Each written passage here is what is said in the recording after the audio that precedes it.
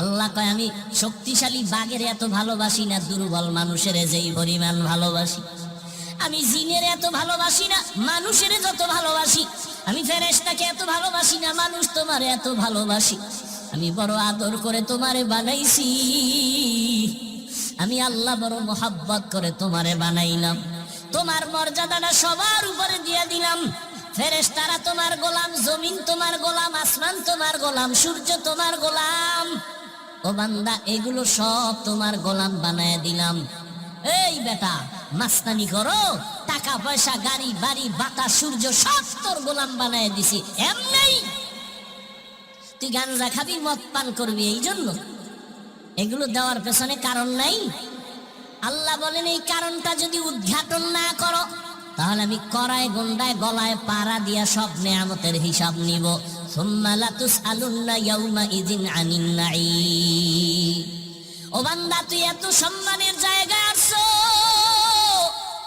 ফেরেশতারা এত সম্মানের জায়গায় নাই। তুই দুর্বল মানুষটা এত সম্মানের জায়গায়। তোর সম্মানের কারণে, তোর দুর্বলতা আছে, এরপরও তোর সম্মান। এ কারণে শক্তিশালী পাক তোর গোলামি করে, বাতাস গোলামি করে, সূর্য গোলামি করে। ও বান্দা, এমন সম্মান আমি আল্লাহ তোমারে দান করলাম।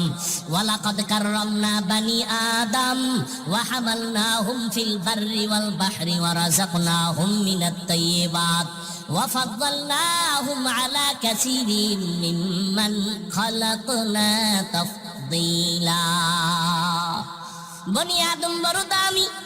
আল্লাহ স্থলে পানিতে সম্মান মানুষের বাড়ায় দিছেন, জমিনে চলার মতো রাস্তা করে দিছেন আমার আল্লাহ, পানির মধ্যে চলার মতো ব্যবস্থা করে দিছেন আমার আল্লাহ।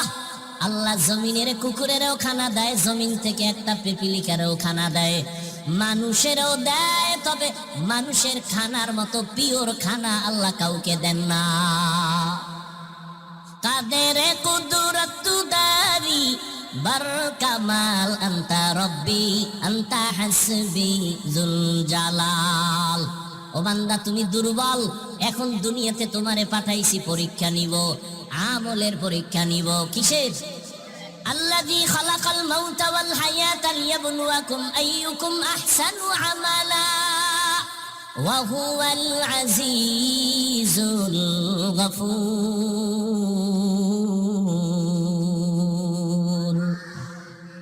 আল্লাহ বলেন আমি দুনিয়াতে তোমার হায়াত দিয়া পাঠাইলাম, মৃত্যুর সাথে তোমার পরীক্ষা নিব কারা আমল করে ভালো। বেশি আমল লাগবে না, ভালো আমল লাগবে। আহসানু আমালা বলেছেন, আকসারু আমালা বলেন নাই। আমলের পরীক্ষা নিব, দেখবো কারা ভালো আমল করে। বেশি আমল করে এটা দেখবো না, ভালো আমলটাই দেখবো। ও বান্দা, দুনিয়া পরীক্ষার হল। এই দুনিয়াতে থাইকা তোমার আমলি জিন্দেগি সুন্দর করতে হবে। কিন্তু একদিকে তুমি দুর্বল, অপর দিয়ে তুমি যতই আমলের লাইনে আগাইতে চাইবা, তিন দল শয়তান তোমার পেছনে টানবে। কয় দল? এক শয়তান জিন শয়তান, আর এক শয়তান নফস শয়তান যেটা ভেতরে আছে, আর একটা শয়তান হলো মানুষ শয়তান। তিন দল শয়তান পেছনে টানে, তুমি যেন জান্নাতের পথে আগাইতে না পারো। ওদিকে তুমি ব্যক্তি হিসাবেও দুর্বল, মেধার দিক থেকেও দুর্বল। এমত অবস্থায় যদি তুমি শান্তির জীবনের দিকে আগাইতে চাও, একা একা সম্ভব না, অন্যের সাহায্য লাগবেই লাগবে। লাগবে নি? এখন সাহায্যটা যে লাগবে এটা তো নিশ্চিত। তবে সাহায্যটা কার থেকে নিব? সবাই বলবে আল্লাহর থেকে। কথা সত্য, কিন্তু এই কথাটা বাস্তবে আপনাদের অন্তরের কথা না। সাহায্য কার থেকে নিবেন? সাহায্য কার থেকে চাইবেন বলেন?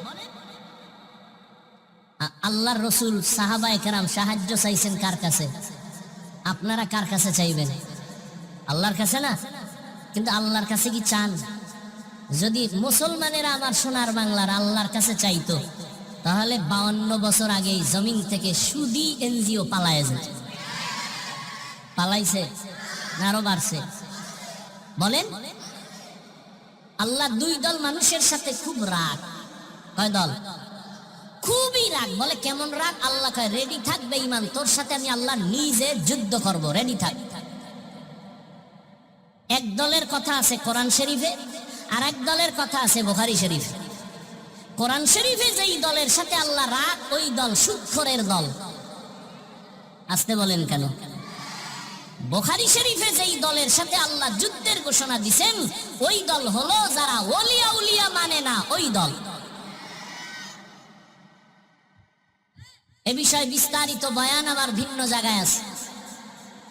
তাহলে সাহায্য লাগবেই, এটা তো আমরা নিশ্চিত। এখন কথা হলো সাহায্য কার থেকে নিব, সেই ক্ষেত্রে তাল মিলেন না, বুঝেন। নিজের অন্তর থেকে বিবেক দিয়ে কাজ করবেন, বুঝে শুনে, এটার ফলাফল ভালো। আর আবেগে করবেন, এটার ফলাফল ভালো না। আচ্ছা, নিজের অন্তর যদি বলে যে এটা ঠিক, বুঝার পরে তাহলে ওদিকে মন আগায় যায়। এবার বুঝার চেষ্টা করি, সাহায্য তো আল্লাহ থেকে নিব কথাটা এভারেজ বলে দিলাম, এটা একটু ভালো করে গবেষণা করে দেখি তো। তিনটা দুর্বলতা যাদের মধ্যে নাই, তাদের থেকে সাহায্য চাইতে দেরি, পাইতে দেরি না। কয়টা দুর্বলতা নাই? 1 নাম্বার, যার পেছনে টান নাই। নাম্বার 2, যার অভাব নাই। নাম্বার 3, যার স্বার্থ নাই। এই 3 গুণে গুণান্বিত ব্যক্তিদের কাছে চাইলেই দেরি নেই, পেয়ে যাবে। এবার দেখেন তো, পৃথিবীতে এই 3 গুণ ছাড়া কে আছে? পিছনে টান নাই এমন কোন মানুষ আছে?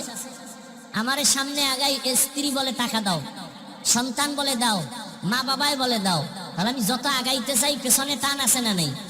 বলেন। নাম্বার 2, অভাব নাই। একজন মানুষ দেখান তো পৃথিবীতে কার অভাব নাই?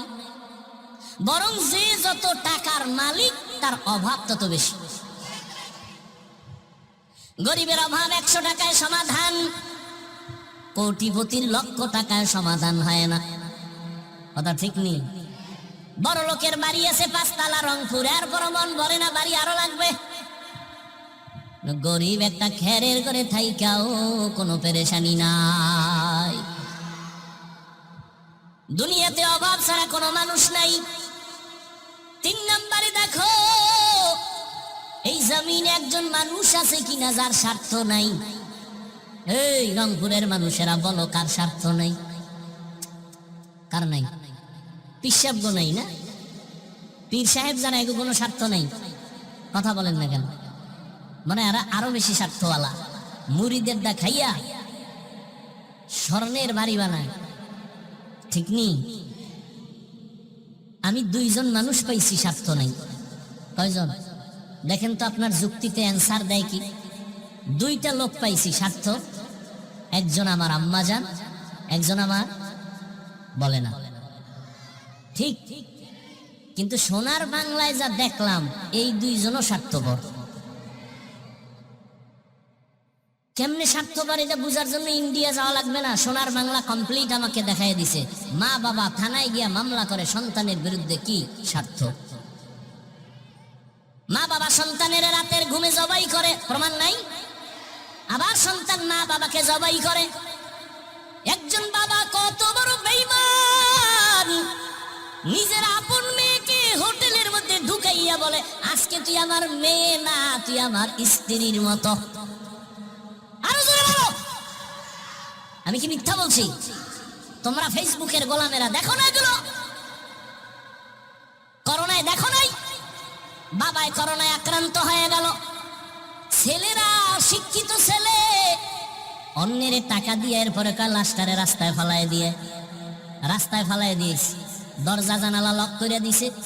বাবার লাশটা কুত্তায় খাইলো না, জানাজা হইলো, জানালা খুলে দেখেও নাই। ভালো করে ইতিহাস ভুলিস না রে মুমিন।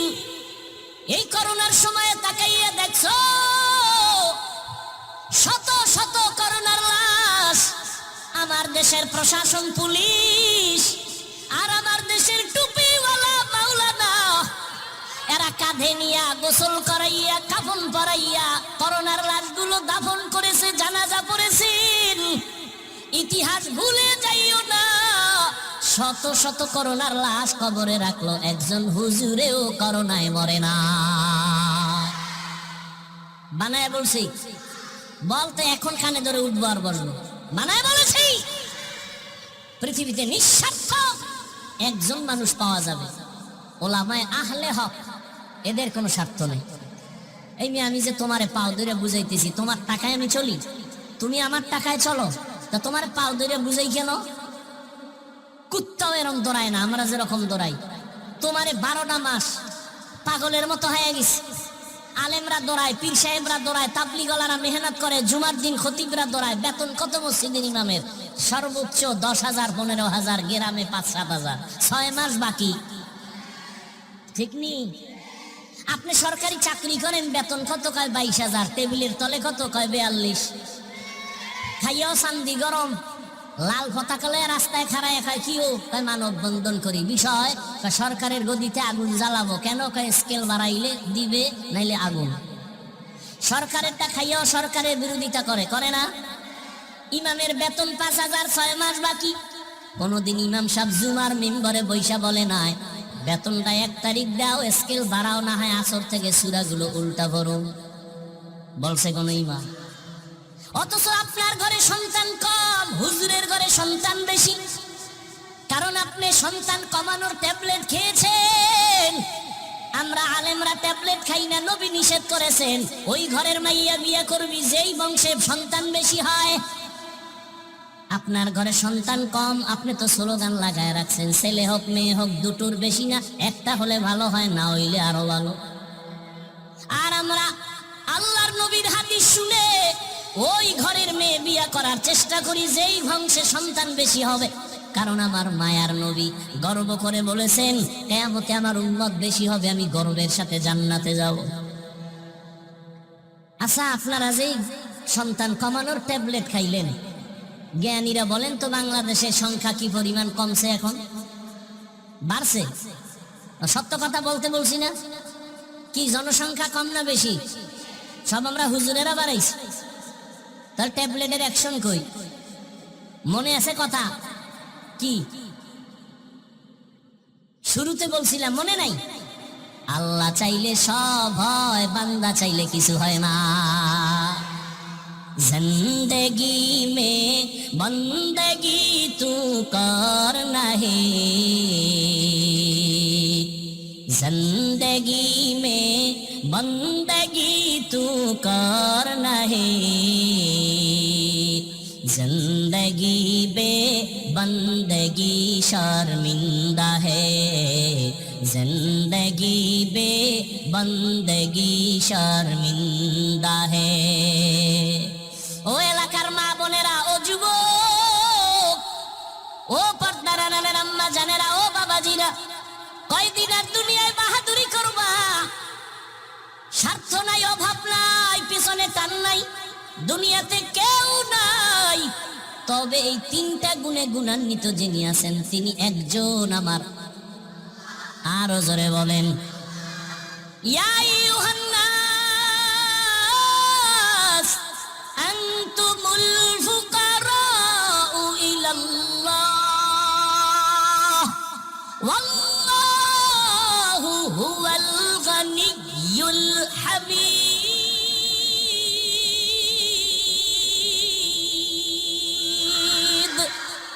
गर तवक्कुल मी कुनी हर सुबह शाम, मेरा सानाद रिज़्क़े तू अज़ला मकाम।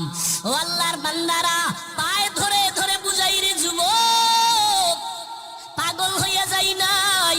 আমি যে এতক্ষণ চিল্লাইয়া তোমারে বয়ান শুনাইলাম, একবারও কিন্তু বলি নাই সব স্কুল কলেজ বাদ দিয়ে আমগো মতো হুজুর হও। বলছি তাবলিগে না গেলে জাহান্নামে যাবা? বলছি? বলি না। আমি কওমি মাদ্রাসার সন্তান, কওমি মাদ্রাসায় না পড়লে জাহান্নামে যেতে হবে, আমি একবারও বলি নাই। আমি পাস করলি টুপি মাথায় দিলাম, একবারও বলি না তুমিও পাস করলি মাথায় দাও, না দিলে জাহান্নামে যাইবা। ও বাবারা, যুবকেরা, ভালো করে বুঝো, আমি তোমাকে বুঝায় যাই। তুমি চাকরি করো, ব্যবসা করো, স্কুল কলেজে পড়ো, বাধা নাই, ওখানে পড়ো, দোয়া করে গেলাম। ডাক্তার হও, দোয়া করি। ইঞ্জিনিয়ার হও, দোয়া করি। প্রফেসর হও, দোয়া করি। তবে একটা অনুরোধ, বেয়াদব হইবা না।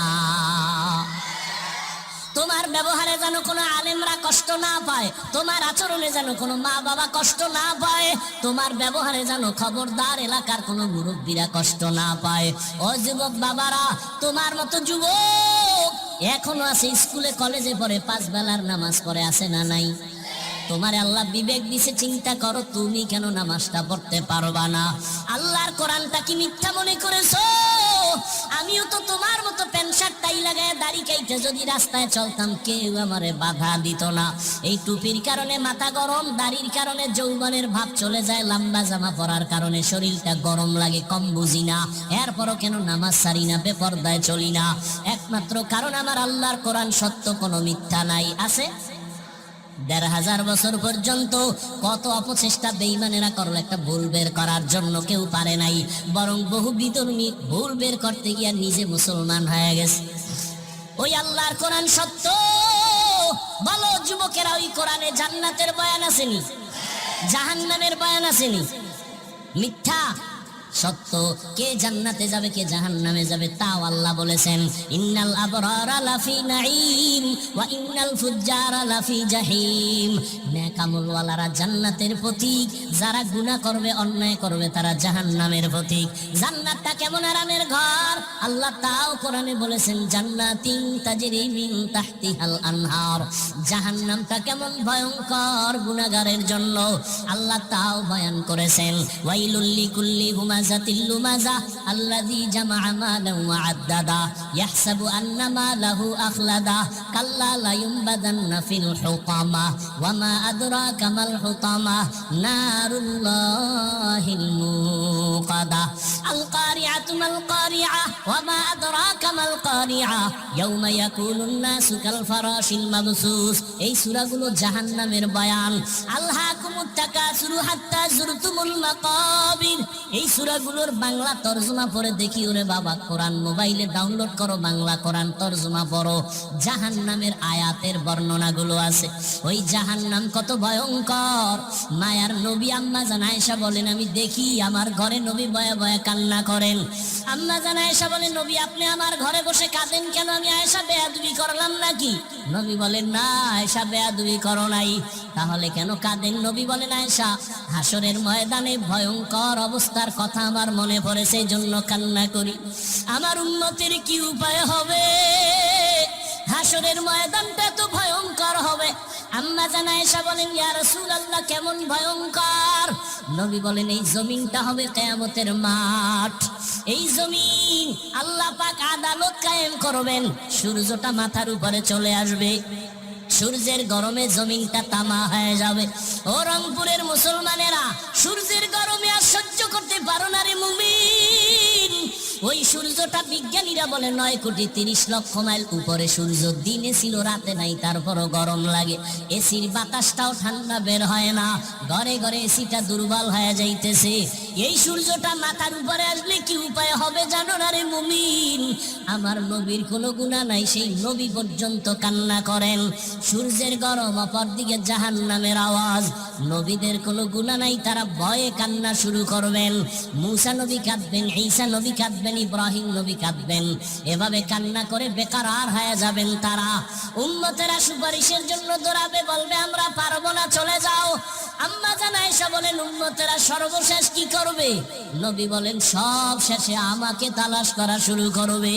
ওই হাসরের ময়দানে নবী আপনাকে কোথায় পাবে? নবী বলেন, আমি থাকবো আমার মাওলার কুদরতের সামনে মাকামে মাহমুদে সিজদায় কান্নার অবস্থায়। আমি কান্না করে বলবো, আল্লাহ আমার একটা উম্মত জাহান্নামে যেন না যায়। আল্লাহ বলবে, নবী আপনার উম্মত গুলো আপনি বেছে বেছে জান্নাতের দরওয়াজার দিকে নিয়ে যান, আমি আমার উম্মত গুলোকে বেছে বেছে বের করব। আম্মা জান আয়েশা বলেন, ইয়া রাসূলুল্লাহ, হাজারো হাজারো লাখো কোটি মানুষের ভিতরে মূসা নবীর উম্মত, ঈসা নবীর উম্মত, ইব্রাহিম নবীর উম্মত, আপনার উম্মত বাছাই করবেন কিভাবে? নবী বলেন, যারা ৫ বেলার নামাজ ওযু বানাইয়া করবে, হাসরের ময়দানে ওযুর অংশগুলো নূরের আলোতে ঝলমল করতে থাকবে। আমি নবী দেখে দেখে তাদের বাছাই করে জান্নাতের পথে নিয়ে যাব, কাউসারের পানি হাউজের থেকে পান করাবো।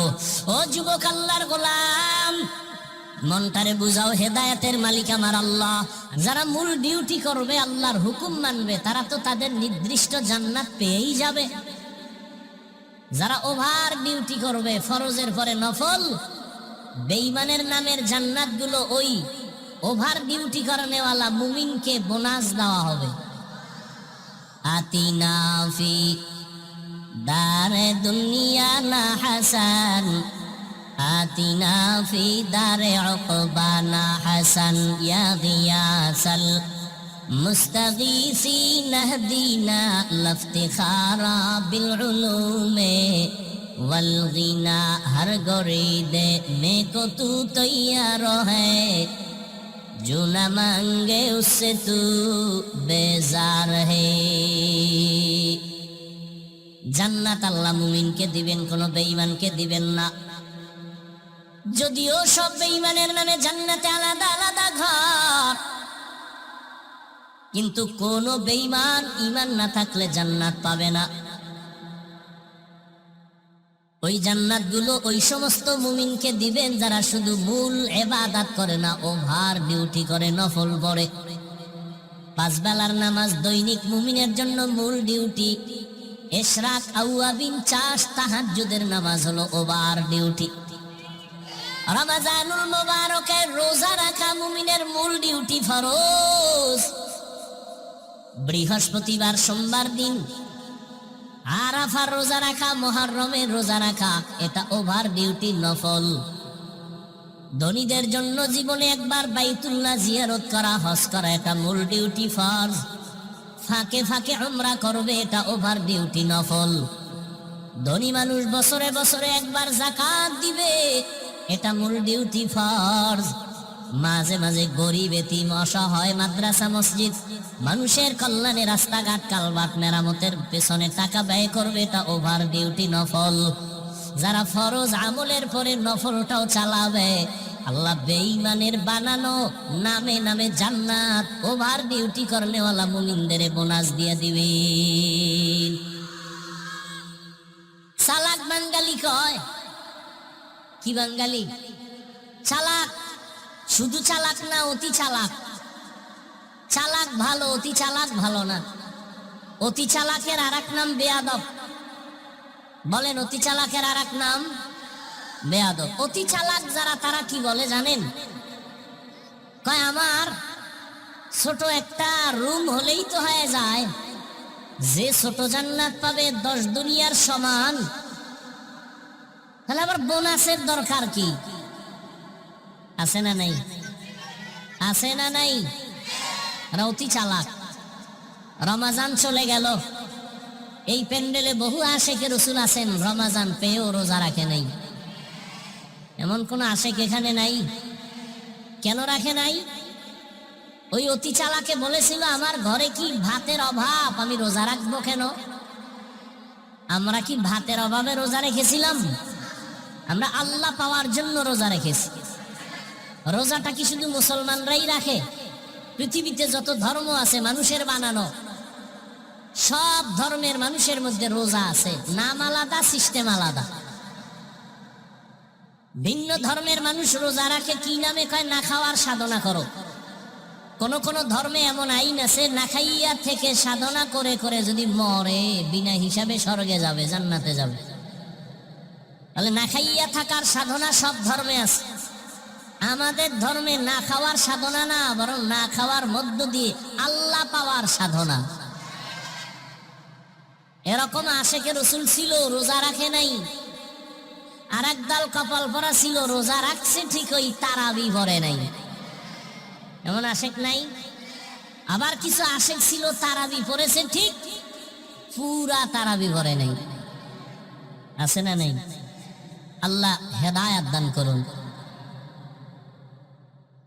ওভার ডিউটি যারা করবে, তারা বেঈমানের বানানো জান্নাতটাও পেয়ে যাবে। রহমতের নবী বলেন, জান্নাতীরা জান্নাত পাওয়ার পর অন্তরে কোনো আফসোস থাকবে না, একটা মাত্র আফসোস থাকবে, আমি আরো একটু যদি আমল বাড়ায় করতাম, আমি আরো ভিআইপি জান্নাতটা পেয়ে যাইতাম। ভিআইপি জান্নাত, ভিআইপির কোনো সীমানা আসেনি, কোনো সীমানা নেই। যত সুন্দর শেষ নাই, আরো লাগে, আরো লাগে, আরো লাগে। আল্লাহ বলেন জান্নাত মুমিনরা পাবে, এজন্য মুমিনকে বললাম সাহায্য প্রার্থনা করো। সাহায্য প্রার্থনা কেন করবে? ওই ব্যক্তি অন্যের সাহায্য প্রার্থনা করে যে নিজে চলতে পারে না। আমরা কি তাই? আল্লাহ বলেন হ্যাঁ, তোমরা তাই। তোমরা এতটাই যে দুর্বল, ওয়া খুলিকাল ইনসানু যায়ীফা। আমি আল্লাহ ইনসান জাতিকে দুর্বল করে বানাইলাম। মানুষ তুমি সৃষ্টিগতভাবে দুর্বল, খানার বেলায় দুর্বল, ঘুমের বেলায় দুর্বল, মেধার বেলায় দুর্বল। মানুষের মতো দুর্বল করে কোনো প্রাণী আল্লাহ আর বানান নাই। মানুষ এতটাই দুর্বল, একটা পিপিলিকার কাছেও আমরা দুর্বল, একটা মশার কাছেও দুর্বল। আল্লাহ পাক বলেন, বান্দা তোমাকে আমি দুর্বল করে বানাইলাম। একা একা তুমি সম্পূর্ণ জীবন যাপন তুমি করতে পারবা না। চলতে গেলে সহযোগিতা লাগবে, খানা খাইতে গেলে তোমার সাহায্য লাগবে অন্যের। অন্যের সাহায্য ছাড়া, সহযোগিতা ছাড়া তুমি একা একা চলতে পারবা না। কারণ আমি আল্লাহ তোমাকে সৃষ্টির থেকেই দুর্বল করে সৃষ্টি করেছি। তুমি শারীরিকভাবেও দুর্বল, তুমি মেধার দিক থেকেও দুর্বল, খানার বেলায় দুর্বল। একটা চিড়িয়াখানায় বাঘের খাদ্য তালিকায় লেখা আছে দৈনিক একটা বাঘের খাদ্য হলো 17 কেজি গোশত। রংপুরের কোন মানুষ 3 বেলায় 17 কেজি খেতে পারবে? না পারলেও ধাক্কা ধাক্কি তো আর কম করে না। একটা বাঘের খানা 17 কেজি গোশত। বড় বড় সমুদ্রের ভেতরে বড় বড় নীলতিমি আছে, এক একটা নীলতিমির প্রতিদিনের খাদ্য তালিকা 1000 কেজি চিংড়ি মাছ। এরকম নীলতিমি একটা, কথা বলেন না কেন? অনেক। কে খাওয়ায়? আল্লাহ পাক বলেন, এই রকম নদী সমুদ্রে হাজারো কোটি ধরনের প্রাণীর খানা দেই আমি আল্লাহ। পৃথিবীতে একটা পাহাড় আছে কোহে কাপ, ওই পাহাড়ের ভেতর একটা প্রাণী বসবাস করত, নাম সিমর্গ। ওই একটা প্রাণীর জন্য প্রতিদিনের খাদ্য তালিকা ছিল 40টা মোটা তাজা হাতি। কে খাওয়ায়? সকালবেলা একটা পাখি ডানা মেলে উঠতে শুরু করে, সারাটা দিন খোলা আকাশে উড়ার পর সন্ধ্যাবেলা নিজের পেট ভরে বাচ্চার খানা নিয়ে বাসায় হাজির। কে খাওয়ায়? ওয়াতারযুকু মান তাশাউ বিগাইরি হিসাব।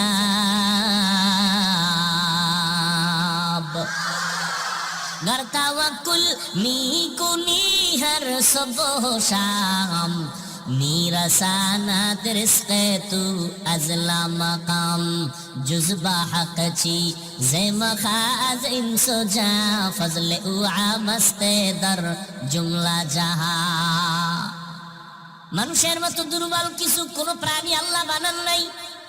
পিপিলিকা গুলো এত দুর্বল, তার থেকে মানুষ আরো বেশি দুর্বল। ওরে মানুষ, পিপিলিকায় যদি একবার মানুষের সাথে রাগ করে, মানুষ আর কোনোদিন খানা খেতে পারবে না। প্রত্যেকটা খানায় দেখবে পিপিলিকার হামলা।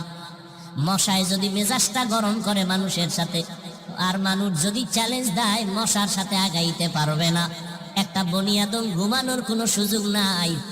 কোটি কোটি কর্মচারীরা 5 কোটি টাকা ব্যয় করে ফ্যাক্টরিতে কাজ করে, একটা মশার সাথে যুদ্ধ ঘোষণা দিয়া, মশা বলে তোরে খাবো, বলে খাইতে দিব না। এই জন্য মশারি, এই জন্য কয়েল, এই জন্য স্প্রে। আর এই সমস্ত কোম্পানির মধ্যে কত পরিমাণ কর্মচারীরা কাজ করে, বেতন খায়, মশার কারণে পেটে ভাত আসে। এরপর মশার সাথে যুদ্ধে পারছে কেউ বিজয় হইতে? পার্লামেন্টে ঢুকলে এমপি সাহেবের কার্ড আলাদা দিতে হয়, মশার কোনো কার্ড লাগেনি। কালা পোশাক গলায় যদি বলে অনুমতি ছাড়া ঢুকলি কেন, বলে সিপাহি যখন ঢুকবো টের ভাবি অনুমতি কারে কয়। ঠিক নি? মানুষ তুমি এতটাই দুর্বল, একটা মশার সাথেও তুমি পেরে উঠবা না। তুমি এসি মশারি লাগাইছো, এসি মশারি এত ঠান্ডা হিমেল, মশারির ভেতরে তুমি এখন ঘুমাইয়া গেলা, বাতি বন্ধ করে দিলা, কোনো মশা নাই। হঠাৎ তন্দ্রাচ্ছন্ন অবস্থায় মশা একটা কানের সামনে ঘুরে আর গান গায়, নাকের সামনে ঘুরে আর গান গায়। বাতিটা জ্বালায়, মেজাজটা গরম হয়ে গেল। এসি মশারি কিনলাম, এরপরও ঢুকলো কেমনে? মশারির ছোট্ট ছিদ্র দিয়া মশা ঢুকছে, আর ওই মশারির ছিদ্রর তুলনায় তোমার কানের ছিদ্র কত বড়। মশা কানের সামনে বারবার দৌড়ায়, ভেতরে ঢুকে না। ঠিক নি? কেন তোর আব্বাই পাহারা দেয় না, তোমার বাবাই পাহারা দেয়? हकीकत से तू दुनिया बेखबर है, दुनिया की नुमाइश पर नजर है नमी गोयम के आज दुनिया जुदा बाश बाहर कारे के बाशी बा खुदाबाश। এরে আল্লাহর বান্দা ভালো করে বুঝো, একটা মশারির ছোট্ট ছিদ্র দিয়া মশা ঢুকলো, কানের ছিদ্র দিয়া ঢুকে না কেন? আমার মালিক ফেরেশতা লাগায় কয় আমার বান্দাকে পাহারা দাও। আমার বান্দা সারাটা দিন ব্যবসা চাকরিতে সময় কষ্ট করে আছে, এখন আরামে ঘুমাবে। একটা মশা যদি নাক দিয়া ঢুকে, কান দিয়া ঢুকে, তোমার জীবনটা জাগায় শেষ হয়ে যাবে। আমার মাওলারে চিনলা না? ওই আমার আল্লাহ তোমাকে আমাকে কত দয়া করে বানাইছেন। ও বান্দা, তুমি এতটাই দুর্বল। একটা ছাগলের বাচ্চা যখন দুনিয়াতে প্রসব করে, ওই বাচ্চাটা 4 পায়ে নিচে নাই না, দুনিয়াতে এসে 4 পায়ে দাঁড়ায় যায়। মায়ের দুধটা কোথায় কেউ দেখায় দেয় না, নিজে নিজে মায়ের ওলানটা খুঁজা খুঁজা মুখ লাগায়, লাগায় দেখে মায়ের ওলানটা শক্ত, দুধ আসে না। ভিন্ন কোনো ডাক্তারের কাছেও যায় না, নিজে মাথার অগ্রভাগ দিয়ে জোরে আঘাত করে ওলানটা নরম হয়ে যায়। আর তুমি আমি কতটাই যে দুর্বল। যেদিন তুমি আমি মায়ের গর্ভ থেকে দুনিয়াতে আসতেছিলাম, আম্মা জানের কণ্ঠটা এত ছোট, বাহিরের কেউ শুনে না আম্মা জানের কণ্ঠ কেমন। কিন্তু যেদিন দুনিয়াতে আমি আসব, মায়ের প্রসব বেদনা শুরু হয়ে গেল। আম্মা জানের এমন অচেতনার কান্নার আওয়াজ, মায়ের কণ্ঠের আওয়াজে আশেপাশের বাড়ির মানুষেরা সজাগ হয়ে গেছে, ঘুমাইতে পারে না। আম্মা জানের সহযোগিতার জন্য দাদি নানি পাশে বসা, ভিন্ন মহিলারাও সহযোগিতার জন্য বসে আছে। একটা ছাগলের বাচ্চা দুনিয়াতে আসার জন্য কোনো সহযোগিতা কারো লাগলো না। আর তুমি আমি মানুষ এতটাই দুর্বল, আমার দুনিয়াতে আসার ক্ষেত্রে কতটা সাহায্য মায়ের পাশে লাগলো, দাদি নানির। আম্মা জান এতটাই ভেঙ্গে পড়লেন, কান্না কান্না কান্না, মনে হয় যেন এখন মরে যাবেন। আম্মা জান বেকারার হইয়া বলে, ও মা শাশুড়ি, তোমরা আমার থেকে একটু দূরে যাও, আমার স্বামীকে আমার কাছে একান্তে দাও। আব্বা জানের পাইয়া আম্মা জান আব্বা জানের হাতটা ধরে গোপনে কাঁদে আর কয়, স্বামী তোমার ঘরে আইসা মনের মতো খেদমত করতে পারি নাই, আমার মনে হয় মরণ এসে গেছে। 7টা আসমান আমার মাথায় চেপে বসলো বোঝা, প্রসব বেদনা সইতে পারি না, দয়া করে আমাকে মাফ করে দাও, দাবি রাখবা না। আব্বা জানো কান্না করে, বিবি ধৈর্য ধারণ করো, ধৈর্য হারাইবা না। আব্বা জান নামাজের মুসাল্লায় গিয়া কান্না শুরু করলেন, ও দয়ার মালিক, আমার সন্তানের তুমি সুস্থ করে পৃথিবীতে পাঠাও, আমার স্ত্রীটাকেও তুমি সুস্থ রাখো। ও বান্দা, নজর করে দেখ, একটা ছাগলের বাচ্চা প্রসবকালে কতটা স্বয়ং সম্পূর্ণ, আর তুমি আমি কতটাই যে দুর্বল। দুনিয়াতে আসার ক্ষেত্রে আম্মা জান এতটাই পাগল, আম্মা জান এতটাই ভয় ভীত হয়ে কান্না শুরু করলেন। যখন আমি দুনিয়াতে এসেই পড়লাম, দাদি নানি আমাকে ধরিয়া পরিচ্ছন্ন করলো। আম্মা জান বেহুশ হয়ে জমিনে পড়ে গেলেন। আমার দাদি নানি আমাকে পরিচ্ছন্ন করে আমার কান্নার কাছে আমাকে দিয়া কয়, দেখ ফুটন্ত গোলাপের চেহারাটা দেখ। আম্মা জান একটা নজর দেওয়া মাত্র আসমান বরাবর কষ্টটা জাগায় মা ভুলিয়া গেল। ওই মার মুখে হাসি ফুটে গেল। আল্লাহ পাক রব্বুল আলামিন এইবার দেখো বান্দা তোমাকে কত দুর্বল করে বানাইছেন। আম্মা জানকে সবাই বলে বাচ্চাটা কান্না করে, দুধ দাও। আমাকে যখন মা দুধ দেয়, আমার মুখে দুধ যায় না, মায়ের বুকেও দুধ নাই। আব্বা জান দৌড়ায় গেলেন, ডাক্তার তাড়াতাড়ি ঔষধ দাও, আমার বাচ্চা দুগ্ধ পায় না। ডাক্তার ঔষধ দিল, বাচ্চা যেন ঠিক মতো দুগ্ধ পান করার রাস্তা পায়। কিন্তু একটা ছাগলের বাচ্চা দুনিয়াতে আইসা দুধ পায় না, বিদায় কোনো ডাক্তারের পরামর্শ নিল না। আল্লাহ বলে, বান্দা নজর করে দেখ, এতটা দুর্বল করে আমি তোরে বানাইছি। ওই মা কত কষ্ট করেছে, আমি আল্লাহ পাক এমন সুন্দর করে তোরে বানাইলাম। আমি আল্লাহ তোরে দুর্বল করিয়া বানাইয়া নিচে রাখি নাই, আমি আল্লাহ তোর সম্মান সবার উপরে বাড়াইয়া দিলাম। জীবনের মূল কষ্ট মায়ের প্রসব বেদনা,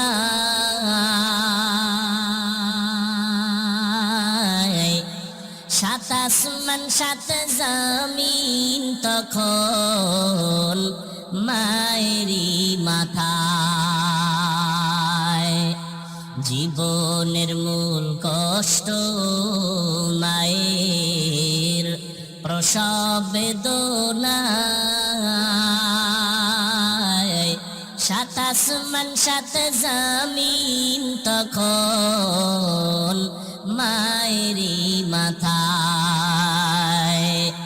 আমার সুন্দর মুখ দেখে মায়ের, আমার সুন্দর মুখ দেখে মায়ের ব্যথা যায় দে হাসাইয়া। ও আমার প্রাণের মা, মা গো মা, কোথায় গেলে মোরে ছাড়িয়া? জনম দুঃখী ইয়াতিম আমি, চায় না কেহ ফিরিয়া। আমি যখন ছিলাম আমার মায়েরই উদরে,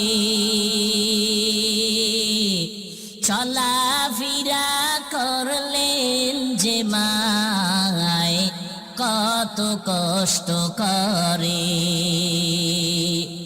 আমি যখন ছিলাম আমার মায়ের উদরে,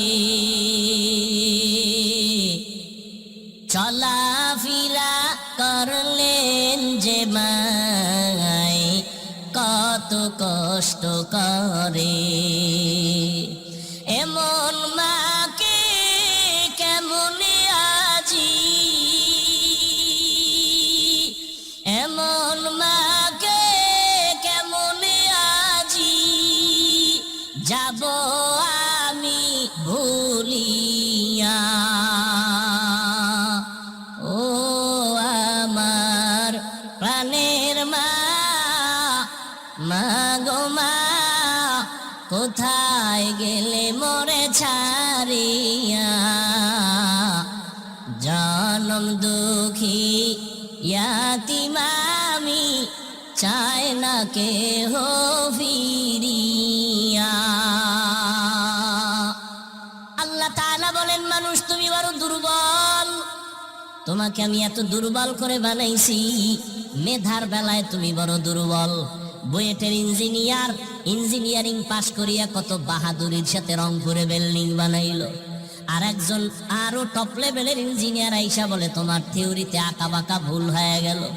দুনিয়ার মানুষের মেধায় ভুল, আগের বৈজ্ঞানিকরা থিওরি দিয়া গেল, বর্তমান বিজ্ঞানীরা বলে তাদের থিওরি ভুল। কত বছর আগে আবহাওয়া অফিসওয়ালারা বলেছিল মে মাসে কিয়ামত কায়েম হয়ে যাবে, রেডি হয়ে যাও। মনে আসেনি মুরব্বীরা? কিয়ামত হইছিল, ওদিন থেকে তারা কানে দইরা তওবা করে আর বলে না হবে, এখন বলে হতে পারে। দুনিয়ার মানুষের মেধায় কথায় ভুল। আমি বয়ানের শুরুতেও বলেছিলাম, কপাল যদি পুরিয়া যায় নবীজির বয়ান ও আবু জাহালের কালেমা নসিব হয় না, আর কপাল যদি খুলিয়া যায় নবীরে জবাই করতে আসিয়াও কালেমা ভরে নেয়। কপাল যদি পুরিয়া যায় কিছু করার নাই, মনেরে বুঝাইও তোমার মতো যুবক হইয়া র্যাব আর্মি পুলিশ বিডিআরের চাকরি করে নামাজ ছাড়ে না, তুমি কেন পারো না? তোমার কপাল পুড়ে গেছে। তোমার মতো যুবক রাস্তায় গাড়ি চালায়, নামাজ ছাড়ে না।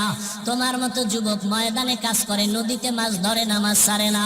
তুমি কেন পারবা না? তোমার কপাল বুঝি পুড়িয়া গেল।